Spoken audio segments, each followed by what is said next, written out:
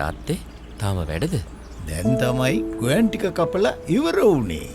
ඉතින් සීයේ අර තව ඉතුරු වෙලා තියෙන්නේ. ඒ කොටස තමයි පුතේ කුරුළු පාළුව.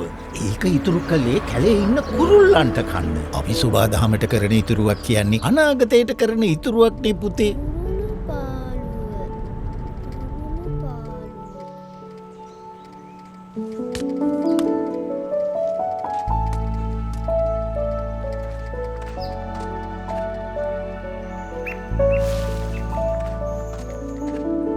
අම්මේ අපි මේක බෙදාගෙන කමු.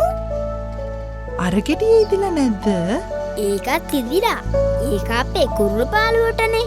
අපි සුබාදහමට ඉතුරු කරන්න ඕනේනේ. පුංචි සිතක සිතුවිල්ලක් සදයි ලොවට සැනසිල්ලක්.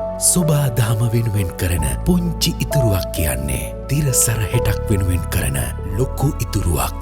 ලෝක ළමා හා වැඩිහිටි දිනය වෙනුවෙන් මේ පණිවුඩය තිරසර හෙටක් වෙනුවෙන් කැපවෙන කොමර්ෂල් බැංකුවෙන්.